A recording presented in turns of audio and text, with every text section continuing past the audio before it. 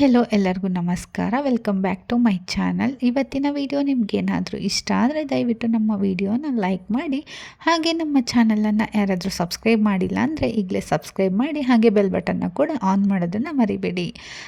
ಇದು ಮಂಗಳವಾರ ಸಂಜೆಯಿಂದ ನಾನು ವ್ಲಾಗ್ನ ಸ್ಟಾರ್ಟ್ ಮಾಡಿದ್ದೀನಿ. ಹಾಗೆ ಬಾಲ್ಕನಿಯಲ್ಲೆಲ್ಲ ಕಸ ಗುಡಿಸ್ತಾ ಇದ್ದೀನಿ. ಒಳಗಡೆನೂ ಕೂಡ ಕಸ ಎಲ್ಲ ಗುಡಿಸ್ಕೊಂಡು ಬಂದೆ. ಸಂಜೆ ಅಷ್ಟೊತ್ತಿಗೆ ನನ್ನ ಮಕ್ಕಳೆಲ್ಲ ಮನೆಯೆಲ್ಲ ಗಲೀಜು ಎಬ್ಸಿಟ್ಬಿಟ್ಟಿರ್ತಾರೆ. ಹಾಗೆ ಗಾಳಿ ಜಾಸ್ತಿ ಇರೋದ್ರಿಂದ ಗಿಡದ ಎಲೆಗಳು ಹಾಗೆ ಮಣ್ಣು ಧೂಳು ಎಲ್ಲ ಜಾಸ್ತಿ ಬಿದ್ದುಬಿಟ್ಟಿರುತ್ತೆ ಬಾಲ್ಕನಿಯಲ್ಲಿ. ಹಾಗೆ ಒಂದು ರೌಂಡ್ ಬಾಲ್ಕನಿನೂ ಕೂಡ ಕಸ ಗುಡಿಸಿ ನೀಟ್ ಮಾಡಿ ಎತ್ತಿಡ್ತಾ ಇದ್ದೀನಿ ಕಸ್ಟಮರ್ಗೆ ಎಲ್ಲನೂ ಕೂಡ. ಹಾಗೆ ಹೊರಗಡೆ ಬಾಗಿಲು ಕೂಡ ಕ್ಲೀನ್ ಮಾಡ್ಕೊಂಡ್ಬಿಟ್ಟು ದೇವ್ರಿಗೆ ದೀಪ ಹಚ್ತಾ ಇದ್ದೀನಿ. ಹಾಗೆ ಮನೆಯಲ್ಲಿ ಫ್ರೂಟ್ಸ್ ಎಲ್ಲ ಇತ್ತು, ಹಾಗಾಗಿ ಮಿಲ್ಕ್ ಶೇಕ್ ಮಾಡ್ಕೊಳ್ಳೋಣ ಮಕ್ಕಳಿಗೆ ಅಂತ ಬರೀ ಹಾಲು ಕೊಡೋದೇನು ಅಂತಂದು ಮಿಲ್ಕ್ ಶೇಕ್ನ ಮಾಡಿಕೊಡ್ತಾ ಇದ್ದೀನಿ. ಇಲ್ಲಿ ಒಂದು ಬನಾನಾ ತೊಗೊಂಡಿದ್ದೀನಿ, ಅದು ಸಿಪ್ಪೆ ಬಿಡಿಸಿ ಮಿಕ್ಸರ್ ಜಾರ್ಗೆ ಹಾಕ್ತಾ ಇದ್ದೀನಿ. ಹಾಗೆ ಆ್ಯಪಲ್ ಮತ್ತು ಬನಾನಾ ಎರಡೂ ಕೂಡ ಹಾಕಿಬಿಟ್ಟು ಮಿಲ್ಕ್ ಶೇಕ್ನ ಮಾಡ್ತಾ ಇದ್ದೀನಿ. ಹಾಗಾಗಿ ಆ್ಯಪಲ್ನ ಕೂಡ ಸಿಪ್ಪೆ ತೆಗೆದುಬಿಟ್ಟು ನಾನು ಕಟ್ ಮಾಡಿ ಮಿಕ್ಸರ್ ಜಾರ್ಗೆ ಹಾಕ್ತಾ ಇದ್ದೀನಿ. ಇದಾದಮೇಲೆ ನಾನು 1 ಲೋಟ ಹಾಲನ್ನು ಹಾಕ್ತಾ ಇದ್ದೀನಿ. 1 ಲೋಟ ಪೂರ್ತಿಯಾಗಿ ಹಾಲನ್ನು ಹಾಕ್ಬಿಟ್ಟು ಸ್ವಲ್ಪ ನೀರನ್ನು ಹಾಕ್ತಾ ಇದ್ದೀನಿ. ಸಕ್ಕರೆ ಅಥವಾ ಬೆಲ್ಲ ಯಾವುದಾದ್ರೂ ಹಾಕ್ಬೋದು. ನಾನು ನನ್ನ ಮಗಳಿಗೆ ಕೇಳಿದೆ ಬೆಲ್ಲ ಹಾಕ್ಲಾ ಅಂತ. ಬೇಡ ಸಕ್ಕರೆ ಹಾಕಿ ಮಾಡು ಅಂತ ಹೇಳಿದ್ಲು. ಆಲ್ಮೋಸ್ಟ್ ಬೆಲ್ಲನೇ ಹಾಕೋದು. ಇವತ್ತು ಯಾಕೋ ಸಕ್ಕರೆ ಬೇಕು ಅಂದ್ಲು, ಹಾಗಾಗಿ 1-2 ಸ್ಪೂನಷ್ಟು ಸಕ್ಕರೆ ಹಾಕಿ ಮಿಲ್ಕ್ ಶೇಕ್ನ ರೆಡಿ ಮಾಡಿದೆ.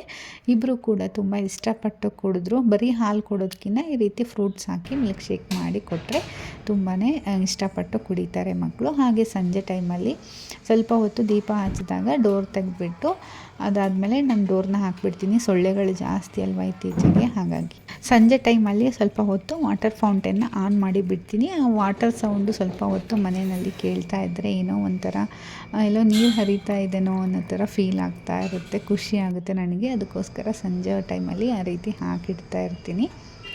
ಅದಾದಮೇಲೆ ಸ್ವಲ್ಪ ಕಾಫಿ ಮಾಡಿಕೊಂಡೆ ನೋಡ್ತಾ ಇರ್ಬೋದು. ಹೊರಗಡೆ ಈವ್ನಿಂಗ್ ವೆದರ್ ಎಷ್ಟು ಚೆನ್ನಾಗಿದೆ, ಹಾಗಾಗಿ ನನಗೆ ಇಲ್ಲಿ ಕೂತ್ಕೊಂಡು ಕಾಫಿ ಕುಡಿಯೋದಂದರೆ ತುಂಬಾ ಇಷ್ಟ.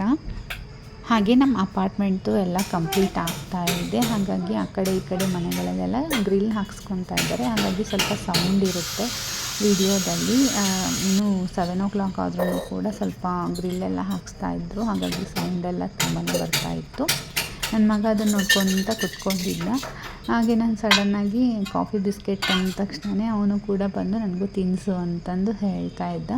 ಈ ರೀತಿ ಒಂದು ಸ್ವಲ್ಪ ಹೊತ್ತು ಕುತ್ಕೊಂಡು ಕಾಫಿ ಕುಡಿತಾ ಕುತ್ಕೊಂಡಿದ್ದೆ ಒಂಥರ ಚೆನ್ನಾಗಿರುತ್ತೆ. ವೆದರ್ ಕೂಡ ಚಳಿ ಚಳಿ ಇತ್ತಲ್ವ, ಹಾಗಾಗಿ ಬಿಸಿ ಬಿಸಿ ಕಾಫಿಯನ್ನು ಕುಡಿತಾ ಇದ್ದೆ. ಹಾಗೆ ನನ್ನ ಮಗನಿಗೂ ಕೂಡ ಬಿಸ್ಕೆಟನ್ನು ಈ ರೀತಿ ಕಾಫಿ ಒಳಗಡೆ ಇಟ್ಕೊಂಡು ತಿನ್ನೋದು ತುಂಬ ಇಷ್ಟ. ನಾನು ಕಾಫಿ ಕೊಡಲ್ಲ ಅವನಿಗೆ, ಬರೀ ಪ್ಲೇನ್ ಮಿಲ್ಕ್ ಅಷ್ಟೇ ಕೊಡ್ತೀನಿ, ಸ್ವಲ್ಪ ಬೆಲ್ಲ ಹಾಕಿ. ಈ ರೀತಿ ಬಿಸ್ಕೆಟನ್ನು ಕಾಫಿಯಲ್ಲಿದ್ದಾಗ ಅದೊಂಥರ ಟೇಸ್ಟ್ ಬರುತ್ತಲ್ಲ, ಹಾಗಾಗಿ ತುಂಬಾ ಇಷ್ಟಪಡ್ತಾನೆ. ಆವಾಗ 1-2 ಬಿಸ್ಕೆಟ್ ಅಷ್ಟೇ ತಿನ್ನಿಸ್ತೀನಿ. ಆದಷ್ಟು ನಾನೇ ತಿಂದು ಖಾಲಿ ಮಾಡೋಕ್ಕೆ ಟ್ರೈ ಮಾಡ್ತೀನಿ. ಅವನಿಗೆ ಜಾಸ್ತಿ ಬಿಸ್ಕೆಟ್ ಕೊಡಬಾರ್ದು ಅನ್ನೋ ಉದ್ದೇಶಕ್ಕೆ ಬೇಗ ಬೇಗ ತಿಂದುಬಿಡ್ತೀನಿ. ಅದಾದಮೇಲೆ ಅವ್ನು ಖಾಲಿ ಆಯಿತು ಅಂತ ಸುಮ್ಮನೆ ಹೋಗಿಬಿಡ್ತಾನೆ. ಅದಾದಮೇಲೆ ನನ್ನ ಮಗಳಿಗೆ ಸ್ವಲ್ಪ ಹೊತ್ತು ಹೋಮ್ವರ್ಕ್ನ ಮಾಡಿಸ್ದೆ. ಆಮೇಲೆ ಪಬ್ಲಿಕ್ ಸ್ಪೀಕಿಂಗ್ ಇತ್ತು. ಈ ರೀತಿ ವಿಡಿಯೋನ ಮಾಡಿ ಸ್ಕೂಲ್ ಅವ್ರಿಗೆ ಕಳಿಸ್ಬೇಕು. ಟಾಪಿಕನ್ನು ಕೊಟ್ಟಿರ್ತಾರೆ, ವೀಕ್ಲಿ ಒಂದೊಂದು ಟಾಪಿಕ್ ಪ್ರಕಾರ ನಾವು ವಿಡಿಯೋ ಮಾಡಿ ಅವ್ರಿಗೆ ಅಪ್ಲೋಡ್ ಮಾಡಿ ಕಳಿಸ್ಬೇಕು ಆ್ಯಪಲ್ಲಿ. ಸೊ ಅದನ್ನು ಕೂಡ ಮಾಡಿದೆ. ಅದಾದಮೇಲೆ ಅಡುಗೆಗೆ ನಾನಿಲ್ಲಿ ಹೀರೆಕಾಯಿ ಎಣ್ಗಾಯಿ ಮಾಡ್ತಾಯಿದ್ದೀನಿ. ಅದಕ್ಕೆ ಸ್ವಲ್ಪ ಕೊಬ್ಬರಿ ಹಾಗೆ 5-6 ಬೆಳ್ಳುಳ್ಳಿ ಹೆಸಳು, ಸ್ವಲ್ಪ ಶುಂಠಿಯನ್ನು ಹಾಕ್ತಾಯಿದ್ದೀನಿ. ಹಾಗೆ ನೀವು ಖಾರದ ಪುಡಿಯನ್ನು ಬೇಕಿದ್ದರೆ ಯೂಸ್ ಮಾಡ್ಕೋಬೋದು. ನಾನಿಲ್ಲಿ ಒಂದು 5 ಹಸಿಮೆಣಸಿನ್ಕಾಯಿನ ಹಾಕ್ಕೊಂಡು ಈ ರೀತಿ ನುಣ್ಣಗೆ ರುಬ್ಕೊಂಡು ಇಟ್ಕೊಂಡಿದ್ದೀನಿ. ಈಗ ಒಗ್ಗರಣೆಗೆ ಸ್ವಲ್ಪ ಎಣ್ಣೆನ ಹಾಕ್ಕೊಂಡಿದ್ದೀನಿ. ಹಾಗೆ ಸಾಸಿವೆ, ಜೀರಿಗೆ, ಕರಿಬೇವು ಹಾಗೆ ಸ್ವಲ್ಪ ಈರುಳ್ಳಿನ ಚಿಕ್ಕದಾಗಿ ಹೆಚ್ಕೊಂಡಿದ್ದೆ, ಅದನ್ನು ಕೂಡ ಹಾಕಿಬಿಟ್ಟು ಈ ರೀತಿ ಚೆನ್ನಾಗಿ ರೋಸ್ಟ್ ಮಾಡ್ಕೋಬೇಕು.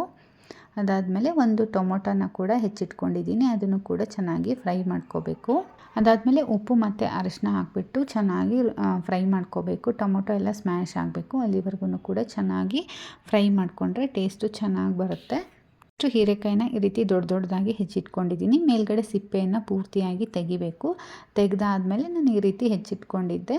ಫಸ್ಟು ನೀವು ಹೀರೆಕಾಯಿ ಹೆಚ್ಚಿ ನೀವು ಅಡುಗೆಗೆ ಹಾಕೋಕ್ಕಿಂತ ಮುಂಚೆ ಸ್ವಲ್ಪ ತಿಂದು ನೋಡಬೇಕಾಗುತ್ತೆ. ಕೆಲವೊಂದು ಸಲ ಹೀರೆಕಾಯಿ ಕಹಿ ಇರುತ್ತೆ, ಹಾಗಾಗಿ ಇದನ್ನು ಕೂಡ 1-2 ನಿಮಿಷ ಈ ರೀತಿ ಫ್ರೈ ಮಾಡ್ಕೋಬೇಕು. ಹಾಗೆ ರುಬ್ಕೊಂಡಿರೋಂತಹ ಮಿಶ್ರಣನ ಕೂಡ ಹಾಕಿಬಿಟ್ಟು ಚೆನ್ನಾಗಿ ಫ್ರೈ ಮಾಡ್ಕೋಬೇಕಾಗುತ್ತೆ. ಹಸಿ ವಾಸನೆ ಎಲ್ಲ ಹೋಗಬೇಕು ಶುಂಠಿ ಬೆಳ್ಳುಳ್ಳಿದು, ಅಲ್ಲಿವರೆಗೂ ಕೂಡ ಚೆನ್ನಾಗಿ ಫ್ರೈ ಮಾಡಿಕೊಂಡ್ರೆ ಟೇಸ್ಟು ತುಂಬಾ ಚೆನ್ನಾಗಿ ಬರುತ್ತೆ. ಹಾಗೆ 1-2 ನಿಮಿಷ ಮುಚ್ಚಿ ಬೇಯಿಸ್ತಾ ಇದ್ದೀನಿ. ಉರಿನ ಲೋ ಮೀಡಿಯಮ್ ಫ್ಲೇಮಲ್ಲಿ ಇಟ್ಕೊಂಡ್ಬಿಟ್ಟು ಈ ರೀತಿ ಮುಚ್ಚಿ ಬೇಯಿಸಿದರೆ ಹೀರೆಕಾಯಿ ಸ್ವಲ್ಪ ಬೇಗನೆ ಬೇಯುತ್ತೆ. ಹಾಗೆ ಅದಕ್ಕೆ ನಾನು ಸ್ವಲ್ಪ ಗರಂ ಮಸಾಲವನ್ನು ಹಾಕ್ತಾಯಿದ್ದೀನಿ. ಅದಾದಮೇಲೆ ಸಾಂಬಾರು ಪೌಡರನ್ನು ಕೂಡ ಹಾಕ್ತಾಯಿದ್ದೀನಿ. ಸಾಂಬಾರು ಪೌಡರು ಗರಂ ಮಸಾಲ ಎರಡೂ ಹಾಕೋದ್ರಿಂದ ಟೇಸ್ಟ್ ಚೆನ್ನಾಗಿ ಬರುತ್ತೆ. ಹಾಗೆ ಒಂದು 3 ಸ್ಪೂನಷ್ಟು ನಾನು ಗುರೆಳ್ ಪೌಡರು ಕಡಲೆ ಪುಡಿನ ಹಾಕ್ತಾಯಿದ್ದೀನಿ. ಗುರೆಳ್ ಪೌಡರ್ ಜೊತೆಗೆ ನಾನು ಶೇಂಗಾನು ಕೂಡ ಪೌಡರ್ ಮಾಡಿ ಇಟ್ಕೊಂಡಿದ್ದೀನಿ. ಸೊ ಸಪ್ರೇಟಾಗಿ ಶೇಂಗಾ ಪೌಡರ್ ಇದ್ದರೂ ಕೂಡ ಹಾಕ್ಕೋಬೋದು. ಗುರೆಳ್ ಪೌಡರು ಶೇಂಗಾ ಪೌಡರೇ ಇದಕ್ಕೆ ತುಂಬ ರಿಚ್ ಆಗಿರುವಂತಹ ಟೇಸ್ಟನ್ನು ಕೊಡೋದು. ಸೊ ಸ್ವಲ್ಪ ನೀರನ್ನು ಹಾಕಿಬಿಟ್ಟು ಮತ್ತೆ ಒಂದು 5 ನಿಮಿಷ ಚೆನ್ನಾಗಿ ಕುದಿಸ್ಬೇಕು. ಹೀರೆಕಾಯಿ ಎಲ್ಲ ಚೆನ್ನಾಗಿ ಬೇಯಬೇಕು, ಅಲ್ಲಿವರೆಗೂ ಚೆನ್ನಾಗಿ ಕುದಿಸ್ಕೋಬೇಕಾಗುತ್ತೆ. ಹಾಗೆ ಇದಕ್ಕೆ ಸ್ವಲ್ಪ ಹುಣಸೆ ಹಣ್ಣನ್ನು ಹಾಕ್ತಾಯಿದ್ದೀನಿ. ಹುಣಸೆ ಹಣ್ಣು ಹಾಕಿಬಿಟ್ಟು ಸ್ವಲ್ಪ ಬೆಲ್ಲನೂ ಕೂಡ ಹಾಕ್ತಾಯಿದ್ದೀನಿ. ನಮ್ಮ ಉತ್ತರ ಕನ್ನಡ ಸೈಡ್ ಮಾಡೋ ಅಡುಗೆಯಲ್ಲೆಲ್ಲ ಸ್ವಲ್ಪ ಬೆಲ್ಲ ಗುರೆಳ್ಳು ಎಲ್ಲ ಆಲ್ಮೋಸ್ಟ್ ಜಾಸ್ತಿನೇ ಹಾಕಿ ಯೂಸ್ ಮಾಡ್ತಾರೆ. ಎಲ್ಲ ಅಡುಗೆಯಲ್ಲೂ ಕೂಡ ಗುರೆಳ್ಳು ಮತ್ತು ಬೆಲ್ಲ ಯೂಸ್ ಮಾಡ್ತೀವಿ. ಹಾಗೆ ಸ್ವಲ್ಪ ಉಪ್ಪನ್ನು ಹಾಕಿಬಿಟ್ಟು ಟೇಸ್ಟನ್ನು ನೋಡಬೇಕು. ಮತ್ತು ಉಪ್ಪು ಬೇಕು ಅಂದರೆ ಮತ್ತೆ ಹಾಕಿಬಿಟ್ಟು ಸ್ವಲ್ಪ ಹೊತ್ತು ಕುದಿಸಿದ್ರೆ ಹೀರೆಕಾಯಿ ಎಣ್ಗಾಯಿ ರೆಡಿ ಆಗುತ್ತೆ. ಅದ್ರ ಮೇಲೆ ಸ್ವಲ್ಪ ಹಸಿ ಕೊತ್ತಂಬರಿಯನ್ನು ನಾನು ಹೆಚ್ಚಿ ಹಾಕ್ತಾಯಿದ್ದೀನಿ. ರೊಟ್ಟಿ ಚಪಾತಿ ಪೂರಿ ಯಾವುದಕ್ಕಾದರೂ ಕೂಡ ಚೆನ್ನಾಗಿರುತ್ತೆ. ಬಟ್ ರೊಟ್ಟಿ ಚಪಾತಿಗೆ ಮೇನ್ ತುಂಬಾ ಟೇಸ್ಟ್ ಕೊಡುತ್ತೆ ಇದು. ಚೆನ್ನಾಗಿ ಕೂಸಿದ ಮೇಲೆ ಒಂದು ಸಲ ಹೀರೆಕಾಯಿ ಬೆಂದಿದೆಯೋ ಇಲ್ವಾ ಅಂತ ಟೆಸ್ಟ್ ಮಾಡ್ತಾಯಿದ್ದೀನಿ. ಈಗ ಹೀರೆಕಾಯಿ ಎಣ್ಗಾಯಿ ರೆಡಿಯಾಗಿದೆ. ಹಾಗೆ ಮೀಶೋದಲ್ಲಿ ಒಂದು ಕುರ್ತಾ ಸೆಟ್ಟನ್ನು ಆರ್ಡರ್ ಮಾಡಿದ್ದೆ. ಯಾವ ರೀತಿ ಇದೆ ಅಂತ ತೋರಿಸ್ತೀನಿ. ನನಗಂತೂ ಒಂಚೂರು ಇಷ್ಟನೇ ಆಗಲಿಲ್ಲ. ನನ್ನ ಮಕ್ಕಳಿಗೆಲ್ಲ ಆರ್ಡರ್ ಮಾಡಿದ್ದೆ. ಕ್ಲಾತ್ ತುಂಬಾ ಚೆನ್ನಾಗಿ ಬಂದಿತ್ತು. ಹಾಗೆ ಇದು ಕೂಡ ನೋಡೋದಕ್ಕೆ ತುಂಬಾ ಚೆನ್ನಾಗಿತ್ತು. ಹಾಗೆ ರಿವ್ಯೂ ಕೂಡ ತುಂಬ ಚೆನ್ನಾಗಿದೆ ಅಂತ ಆರ್ಡರ್ ಮಾಡಿದೆ. ಅಷ್ಟೊಂದೇನು ಇಷ್ಟನೇ ಆಗಲಿಲ್ಲ ನನಗೆ. ನೋಡ್ತಾ ಇರ್ಬೋದು, ಅದರಲ್ಲಿ ಕ್ಯಾಟ್ಲಾಗಲ್ಲೇ ಒಂಥರ ಇದೆ. ಹಾಗೆ ಫೋಟೋದಲ್ಲೂ ಕೂಡ ಒಂಥರ ಡಿಫ್ರೆಂಟಾಗಿ ಕಾಣಿಸುತ್ತೆ. ನೋಡೋದಕ್ಕೆ ಎಷ್ಟು ಚೆನ್ನಾಗಿದೆ ಅನ್ನೋ ಥರ ಕಾಣಿಸ್ತು ನನಗೆ ಆನ್ಲೈನಲ್ಲಿ. ಹಾಗಾಗಿ ಚೆನ್ನಾಗಿದೆ, ಕಲರ್ ಕೂಡ ಚೆನ್ನಾಗಿದೆ, ಡಿಸೈನು ಚೆನ್ನಾಗಿದೆ ಅಂತ ನಾನು ತೊಗೊಂಡೆ. ಬಟ್ ಅಷ್ಟೊಂದು ಏನು ಚೆನ್ನಾಗಿಲ್ಲ. ಬಟ್ ಕಾಟನ್ನು ಓಕೆ ಡಿಸೈನ್ ಎಲ್ಲ, ಬಟ್ ಡೈರೆಕ್ಟಾಗಿ ನೋಡಿದ್ರೆ ಅಷ್ಟೊಂದು ಕ್ಲಾತ್ ಕ್ವಾಲಿಟಿನೇ ಅಂತ ಅನ್ನಿಸ್ಲಿಲ್ಲ ನನಗೆ. ನಮ್ಮ ಮನೆಯವರು ರಿಟರ್ನ್ ಮಾಡಿಬಿಡು ಅಂತ ಹೇಳಿದ್ರು. ಮತ್ತೇನು ರಿಟರ್ನ್ ಮಾಡೋದು ಬಿಡು ಅಂತಂದು ಹಾಗೆ ಇಟ್ಕೊಂಡಿದ್ದೀನಿ. ನನಗೇನೋ ಒಂಥರ ಬೇಜಾರಾಗಿಬಿಡ್ತು. ಯಾಕಂದರೆ ಆರ್ಡರ್ ಮಾಡಿದ್ನ ನಾನು ಆಲ್ಮೋಸ್ಟ್ ನಾನು ಮೀಶೋದಲ್ಲಿ ಆರ್ಡರೇ ಮಾಡಲ್ಲ. ಸೊ ನೋಡೋಣ ಅಂತಂದು ಆರ್ಡರ್ ಮಾಡಿದೆ. ಯಾಕಂತಂದರೆ ನನ್ನ ಮಗಳಿಗೆ ಹಾಗೆ ನನ್ನ ಮಗನಿಗೆ ಇಬ್ರಿಗೂ ಕೂಡ ಚೆನ್ನಾಗಿರೋದು ಬಂದಿತ್ತು ಕ್ಲಾತು. ಇವಾಗಲೂ ಕೂಡ ಅವರು ಯೂಸ್ ಮಾಡ್ತಾ ಇದ್ದಾರೆ.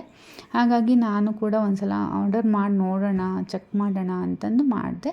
ಸೈಜೆಲ್ಲ ಕರೆಕ್ಟಾಗಿ ಕೊಟ್ಟಿದ್ದಾರೆ, ಬಟ್ ಕ್ವಾಲಿಟಿ ಓಕೆ ಅಂತ ಇತ್ತು ಅಷ್ಟೇ. ಹಾಗೆ ಇವತ್ತಿನ ವಿಡಿಯೋ ನಿಮಗೇನಾದರೂ ಇಷ್ಟ ಆಗಿದ್ದರೆ ಲೈಕ್ ಮಾಡಿ, ಶೇರ್ ಮಾಡಿ, ನಮ್ಮ ಚಾನಲ್ನ ಸಬ್ಸ್ಕ್ರೈಬ್ ಮಾಡಿ ಸಪೋರ್ಟ್ ಮಾಡಿ. ಹಾಗೆ ಈ ವಿಡಿಯೋನ ಶೇರ್ ಮಾಡಿ. Thank you.